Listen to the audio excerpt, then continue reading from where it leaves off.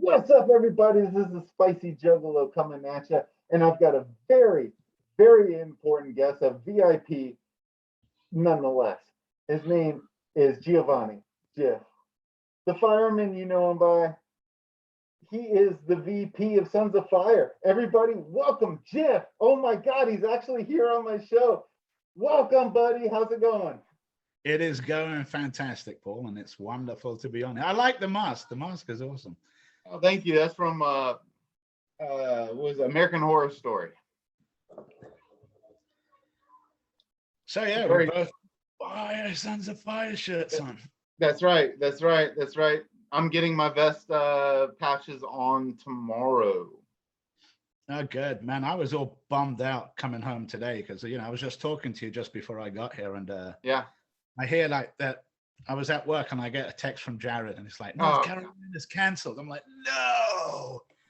We gotta figure something out. We gotta replace it with something. There's so many people have so much invested in this. So yeah, the OG idea that we had back in the day when we started up Sons of Fire was like, all right, on our first anniversary, we're gonna all meet up in Vegas with Dustin. Yeah, That's what we agreed way back. I mean, Vegas isn't really central, but it's cool for me. It works well for me. Yeah.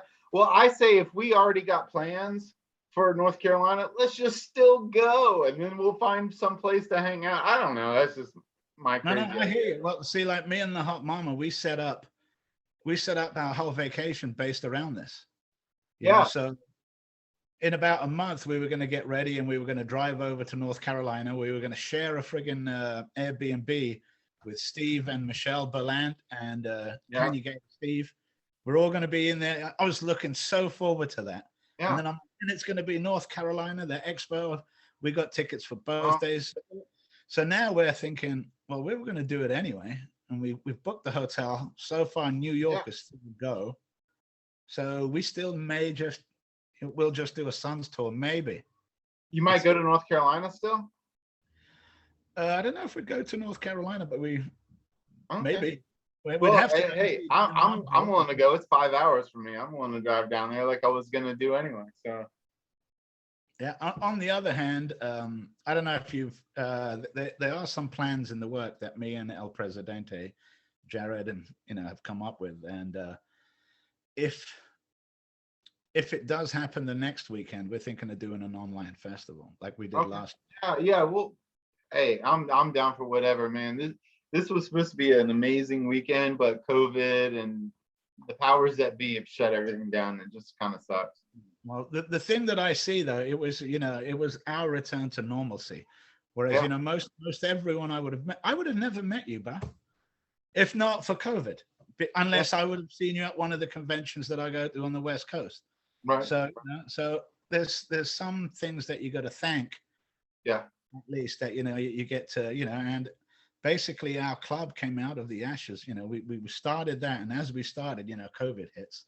So we're doing a lot of. And last year when we started, I think we were part into October. Yeah. And we did our Sons of Fire festival, and we did like a 2-day festival. Yeah. We did, basically I hosted it. I was the herald back then, and 8 hours and I lined up people to do challenges, people selling their stuff.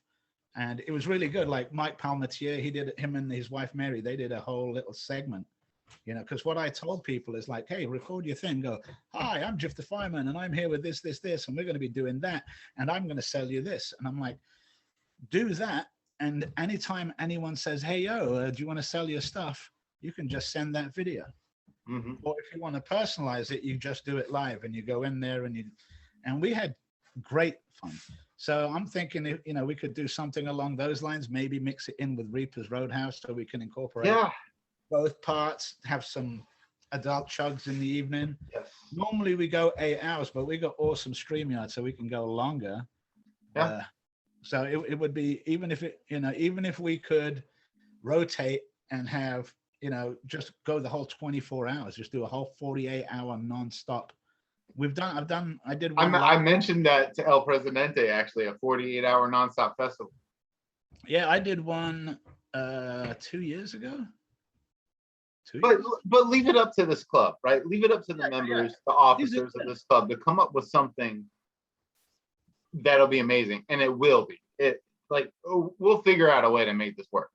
Well, here's where it gets good, because like when we did this last year, we're getting pods right now, so we can have online pod competitions that are sanctioned by League of Fire. We did one last year. Oh, cool.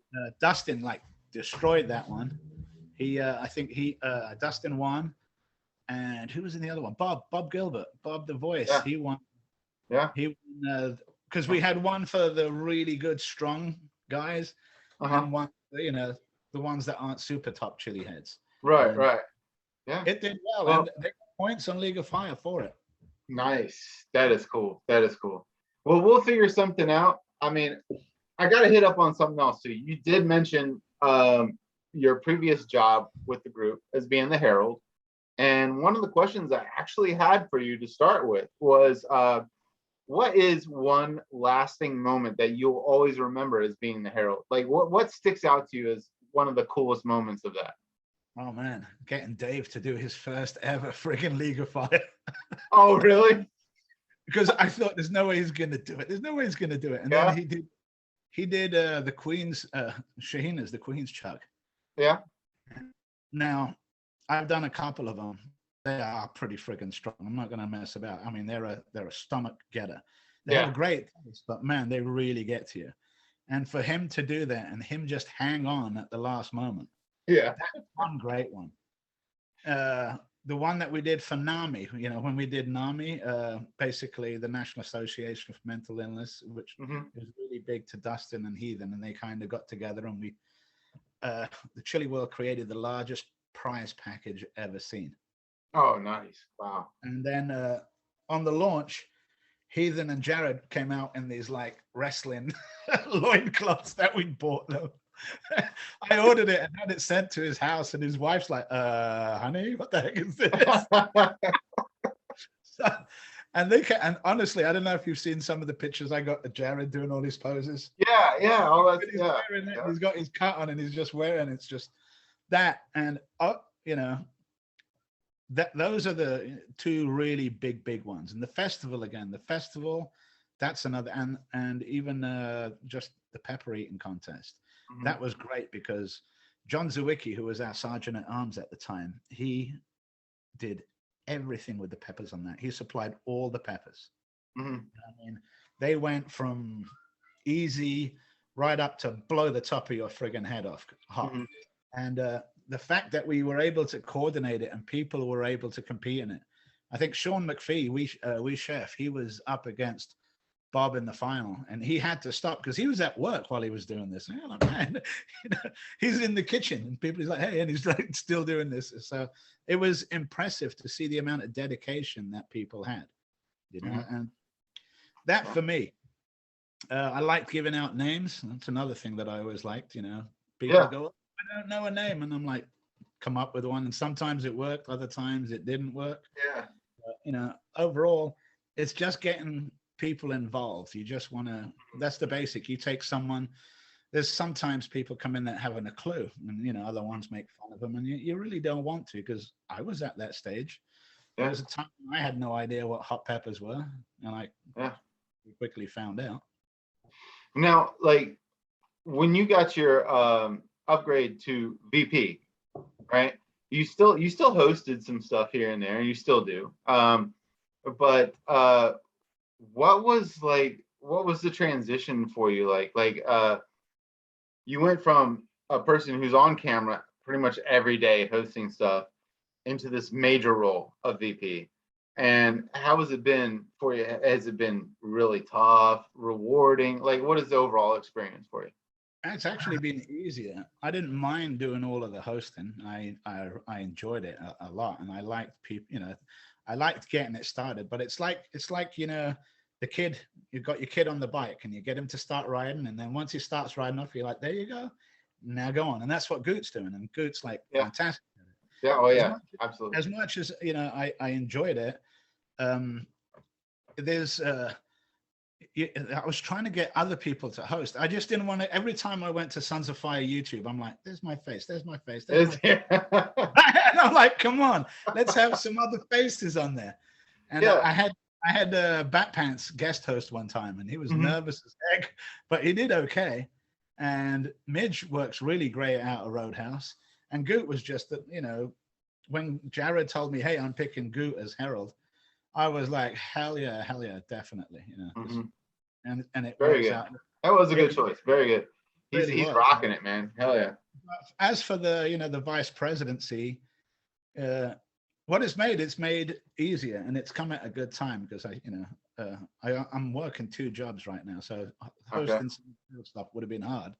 So it's really good to have the patch or have the vice president patch, but at the same time, you know, when we started, when this all started, it was really just basically me, Dave, and Jared that were we were including everyone. But then once you start including everyone, just opinions come flying out of everywhere. And so in the end, they all decided, you know what, you 3 know what you're doing and you're going to put us in the right direction.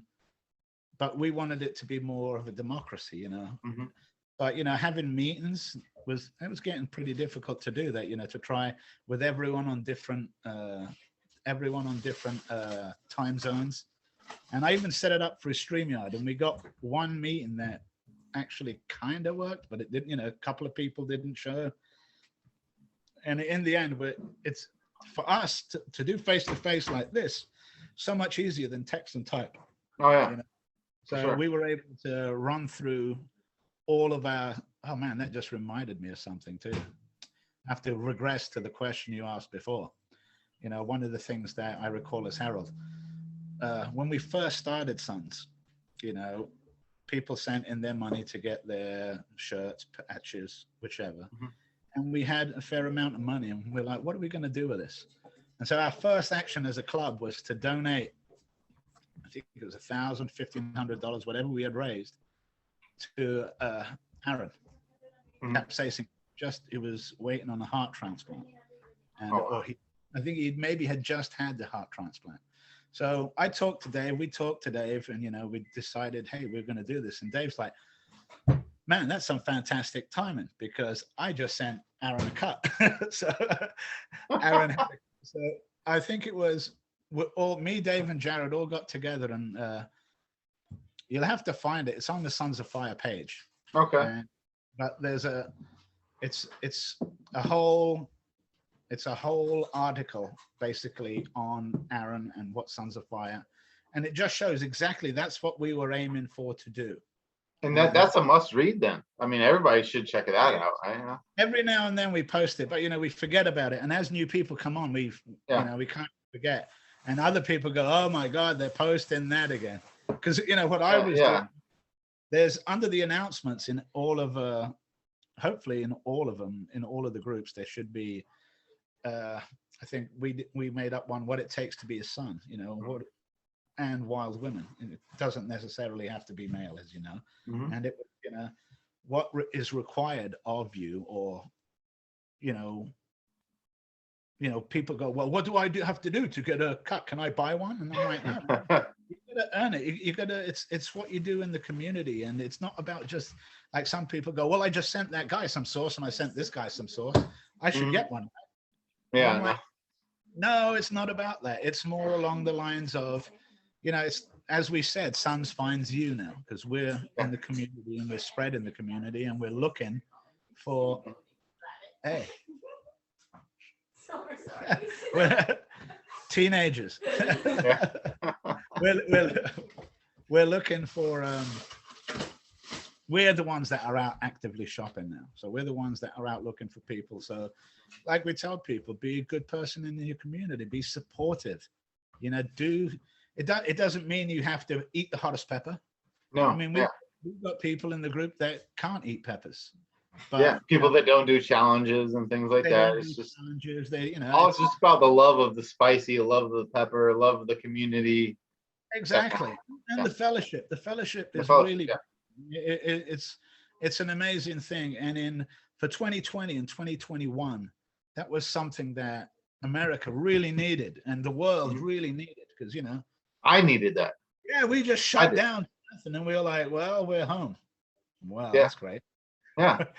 It's been Well, amazing for me, and I've got to thank people like you and Jared and Dave for creating this kind of well, it goes back to Anna. and Anna, yes, and Anna, yeah, Had like coming up with that idea. It meant the Mark, world, Dave, though. Dave sparked. What was it? Jared, Ethan, and then Yeah, it came to me, and it just, it's meant the world to a lot of people, though. Trust on that. Yeah. yeah, early on when it was started, I'd mentioned to Dave that I used to be in an MC years ago. Mhm. That's why, the leather looks a little old. This one is because it's got all the patches on it. Yeah.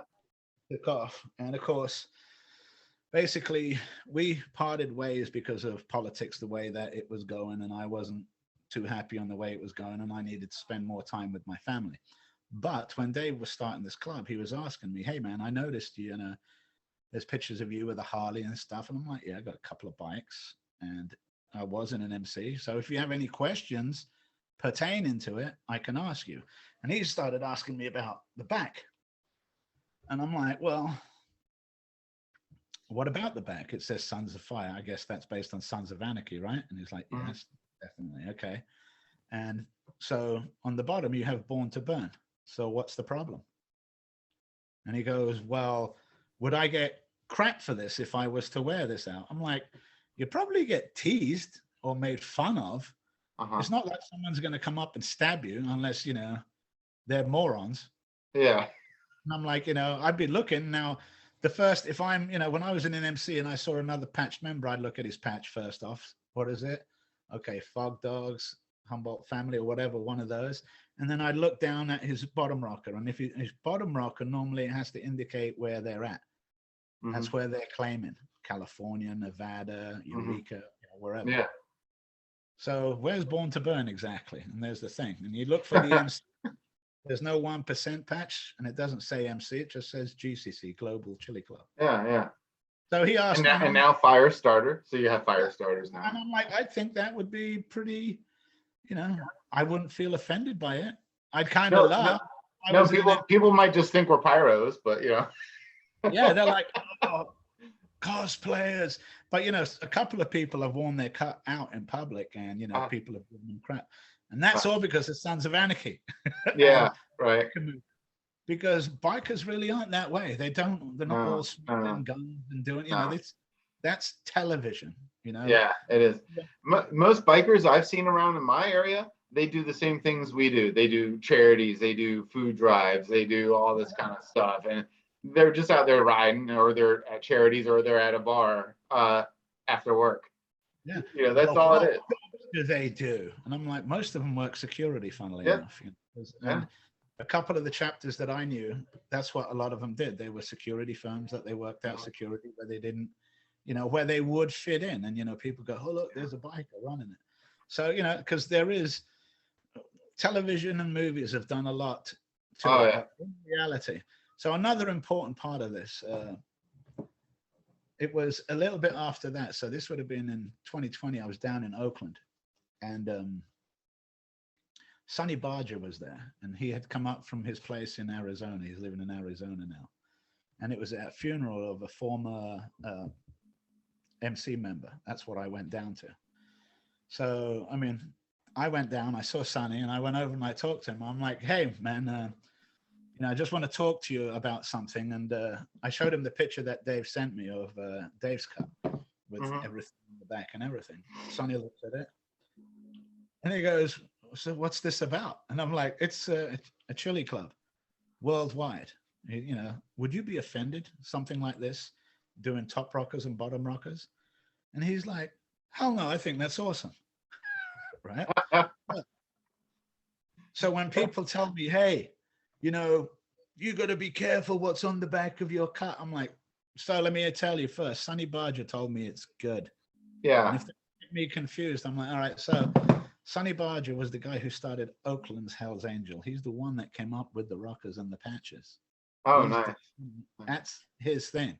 So when the guy who created this and started this, right? I don't give a crap what you think, man. Dude, that is an awesome freaking story. I mean, that is so cool. He's like 80 something now, and he's, it's warmer in Phoenix, so it's a lot It's a lot better there for him. That's cool. If you've ever seen, have you ever watched Sons of Anarchy? Oh yeah, that was one of my favorite shows. Yeah, All right. absolutely. So, do you ever remember Lenny the Pimp? Yeah. That's Sonny Barger. Oh, okay. Wow. Okay. Very cool. That's to me when I saw him on Sons, I'm like, oh, he's in Sons. He's in there. So it must be awesome for him to be on the show, going, wow, I'm on the show, and there's all these people dressed in it, and Yeah, he was yeah. evident, given more of the realistic view of it. So that's a lot of where the club is and where we are with this. You had mentioned the fire starters, and I know we were trying to divide. We were basically trying to divide the founders. So if you look at some of the shirts, it'll say Sons of Fire founder on the bottom. Yeah. The ones that started in the beginning, and that's even people that haven't been patched are going to get that Born to Burn. So we're still trying. It's an ongoing process, and we're a year old, still ironing out the kinks. And we just moved to the cuts from the t-shirts because we felt, people were saying, "Oh, you're just doing this to raise money to do t-shirts so you guys can get rich." I'm like, no, man. I mean, look, really, I'd have to sell millions of t-shirts. Yeah. It's not about that. And if you look at, I think when we sold t-shirts, our donation was like, you pay for the shipping, you pay for the t-shirt, and then there was $15 that was contributed that you were donating for basically your dues for the year. And we took that $50 and we used it to, help people in the community. I like the cut idea. Anyway, it's just a cool look. It's awesome, and it's a uniformity that we can all like rally around, right? Like, so we can all wear it, and then when we do have events, right, we can all show up in it. Exactly. And I mean, I do like the fire starter. I know some people are like a bit upset about it, but I mean, the more I thought about it, and this is, this will be ongoing. We will obviously iron stuff out, but I think one idea that I kind of had or thought about was we could use the fire starter as a kind of like a prospect patch. So you start off with Sons of Fire and Firestarter, and when you get your full patch with your front four and all that, you get added the Born to Burn. Or we may leave it to separate the OGs that started it. So it's just stuff that we're laying out, and we're trying to make everybody happy. Yeah. So I gotta ask something else too, man. You come from like you were born, raised, or whatever in Italy, small town, right? Yeah. So how did you end up a world traveler, end up as a fireman in California or on the West Coast? How did all that happen? Let's see. My mother was Irish. My dad was Italian. They met in England. My mom was working as a nurse and my dad was working as a waiter. Nice. They met in Shoreham by Sea, South England. And my dad always had a dream of opening a restaurant, so he opened a restaurant. Then my sister was born, and then I was born in that cafe. We then moved to Italy. So, I think I was 6, 7 years old. We moved to Italy, and we lived in Italy until I was 13, 14, something like that. And we'd made a few travels in between. So moved to Italy until I was 14. Parents divorced. Moved back to England with my mom. You seriously were a world traveler. Yeah. Went to school. I attended university, and of course in England, you get paid to go to school, so why wouldn't you? So I attended university, Leeds University, and I was taking a Bachelor of Science in Italian, obviously, Italian and English. And at the same time, I was also doing my my scholarship for masonry, because that's what the family business was on the Italian side and the English side. But you realize that when you graduate from university, or when you get your degree, you're like, well, what can I do with this? I can become a teacher. I'm like, heck no. So I really enjoyed more of the masonry business. So that's what I did. And then what I did is, once I'd completed my course, I signed up with a castle firm. And this firm worked worldwide repairing castles. So that's when my traveling really came in. Mhm. So I basically from 1986, from 1986 to about 1989, 91, I traveled all over the world working on various castles. The only Wait, place, wait. Hold on. You went around the world working on castles, and we're only doing one interview. We need to do a multi-part interview. that one. We need to touch on this stuff, man. Like you gotta have a show, like a series on this. It's long. The wife, Alex, always tells me, she goes, Jesus, we need to write a book. Yeah, I don't know. It was, that's basically, so cool. I was single, Yeah, and it's not like it was a day job, Paulie. Castles are on top of friggin' mountains in the middle of right. nowhere. Yeah. So you get helicoptered in mostly. Oh my God. Wow. And the helicopter comes once a month, supplies, what have you, and everything. Yeah. The company, you could choose your tours, 1 month, 2 months, or 3 months, no more than 3, because stir crazy was the thing. Yeah. Oh yeah. Because you're on a castle top 7 days a week, 30, 31 days a month. I gotta ask, any haunted places? Anything that creeped you out? Nah, not at all. No. Okay. So none of it really creeped me out, but actually the heights did. Yeah. I'm not really afraid of heights, but I was on this back wall going, we were repairing the outside wall. It was just outside Milan in Italy.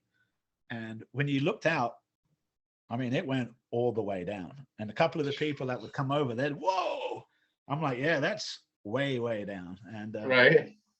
so, I'd always take the 3-month stint, because if you did the 3 months, you could accumulate a fair amount of money. Well, yeah. And at the same time, I would work. I changed my shifts. I'd work like 8 hours. I'd work like 12-hour shifts, 7 days a week. Mhm. And then you accumulate all this money, and then they go, all right, so now you're on your own. They drop you off at the nearest village.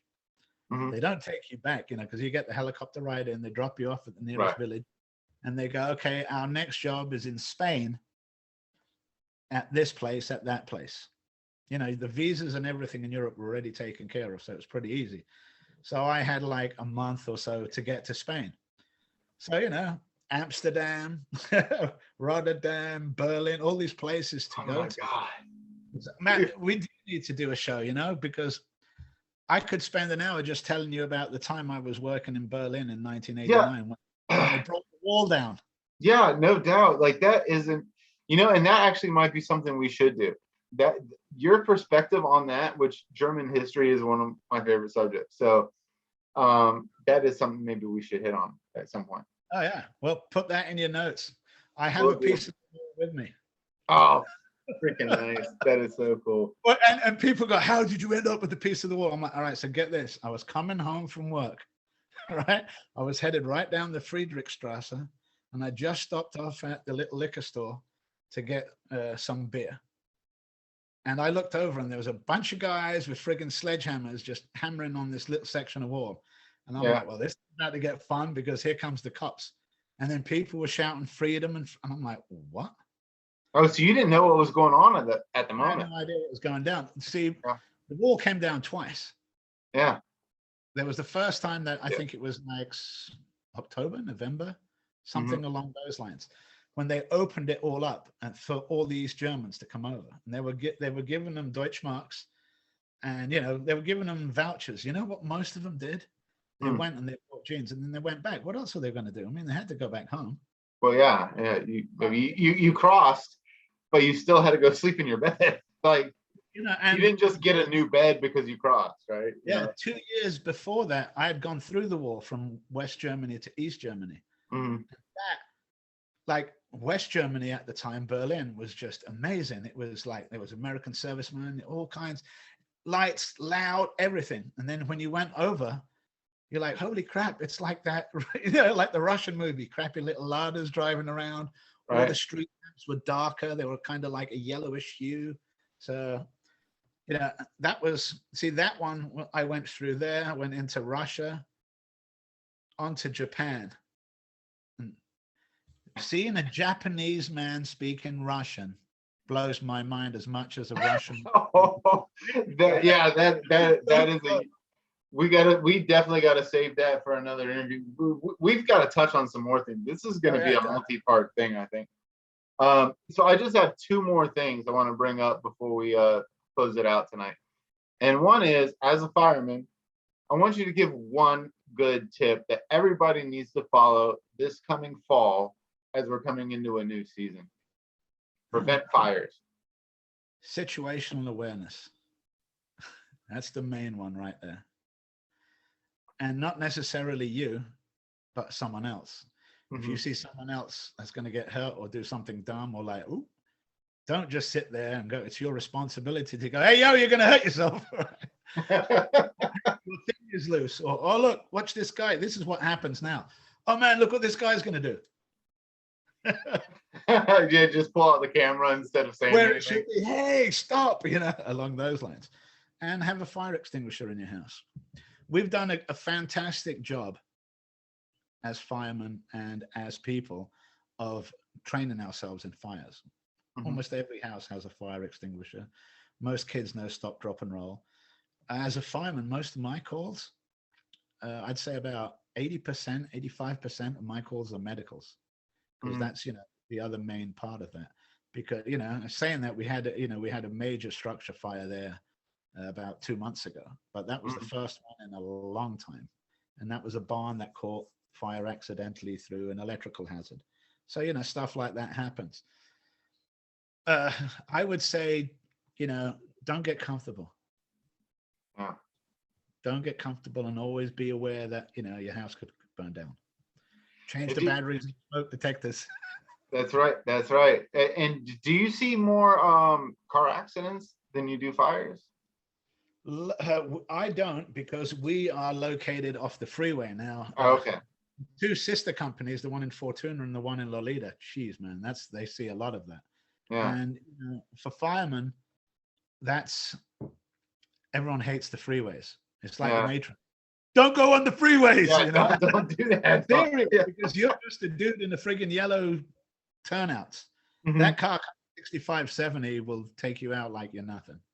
So have specific protocols in place, and how everyone approaches. Like, first vehicle to approach comes in, blocks the back, the next one goes in front, and we all pull certain ways so that if it gets hit, it doesn't go into the fireman or the the first responders. So there's all these protocols that we have to take care of. And with me, I'm one of the chiefs, so I'm the one that gets there first, and I've got to assess the situation. I got to look and go, okay, I need more than this, or I need, what other things do I have to call on? I can't just go out there and rely on a fire truck to put out stuff. And you got to remember, again, not everything is in the city. In the city, I have hydrants.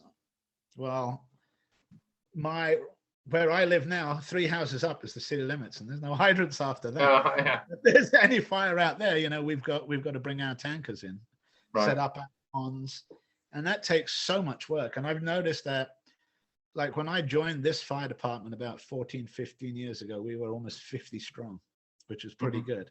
Now we're about 21, 22. Oh man, understaffed, yeah. And it's everyone. I'm one of the paid ones, so I'm kind of lucky, and the chiefs are the paid ones, but everyone else is volunteer. And that's just something that is lacking in America. So, if people want to do so, you want to do something for your community, volunteer as a firefighter. You don't necessarily have to be a firefighter. They'll train you.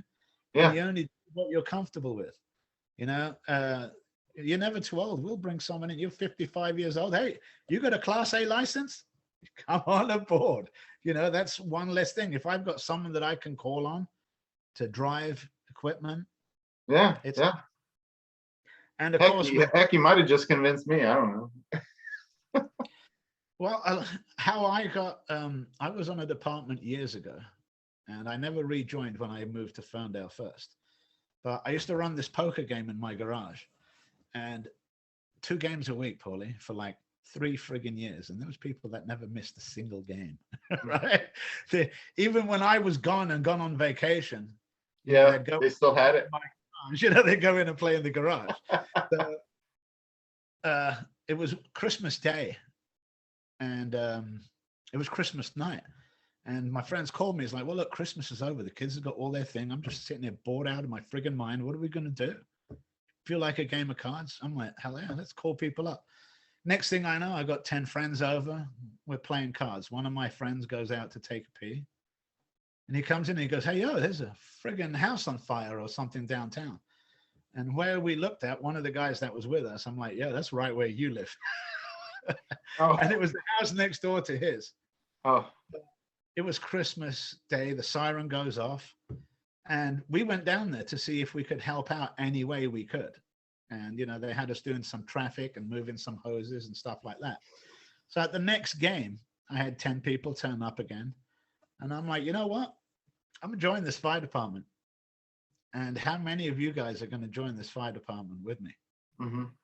And they're like, what? I'm like, you guys haven't missed a game in 3 years playing poker.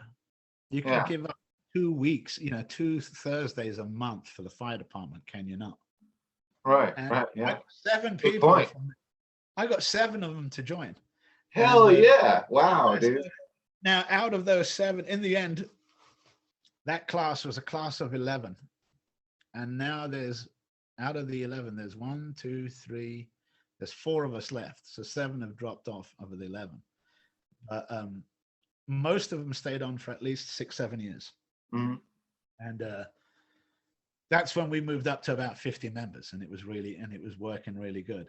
But as with anyone, you know, people move and go away. But again, if you want to help your community, all you have to, you know, they'll put you through training. They'll pay you to take CPR classes. You can become an EMT.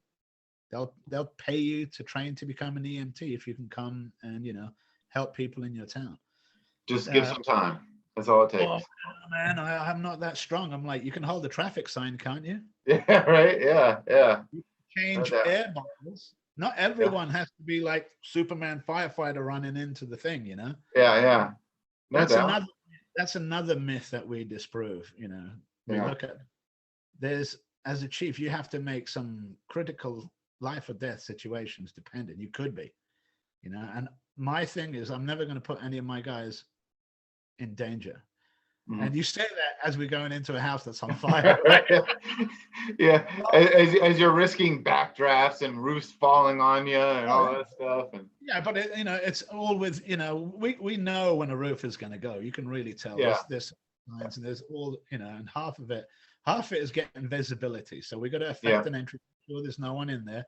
If we can attack it and knock it down, good. If not, I've got to get the roof team to cut a hole, vent it. As soon as they cut that hole, air goes through, we can suddenly see again.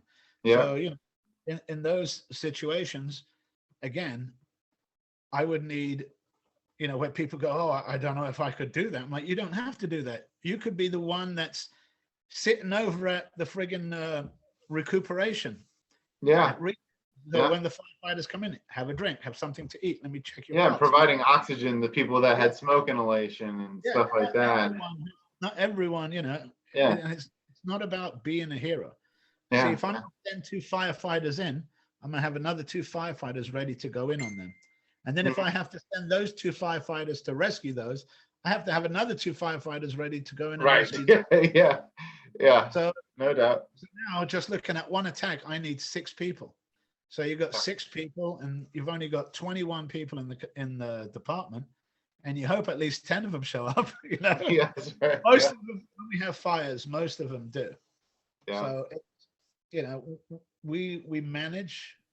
We're not like a giant city, luckily. You know, we're like 1,600 in our town. Okay, very nice. We are lucky that our townspeople support us very much. You know, 50, 60,000 a year when we do our annual drive. It's just amazing. We get a lot of support from them. But at the same time, you know, we always tell that. We tell the story. I go into people. What's your job? I go into people's houses. I knock their crap all over. I take stuff off their walls. I stick holes in their roofs. Then they thank me and they give me food. Well, Jif, man, I appreciate your honesty and your stories. We could go hours and hours. Like I really seriously think we could have a TV show just based on conversations with you. That might be something we need to visit later. Who knows, right? maybe we can have story time with Jif. Oh my goodness, man! You don't know the amount I've got. But in the meantime, I do have one thing I need. I do have one thing I need to bring up to you, and that is that the Prez, Jared, Farmer J, wanted me to tell you, and I quote: "There is no amount of words that I could say to show my appreciation, but I could say it all with a nod and a smile from across the room." Hell yeah! And with Jared, he'd be like, And probably a cute little wink too, or something, right? "Oh Yeah. man, it's the Jared side head." There you go. That does it every time, right?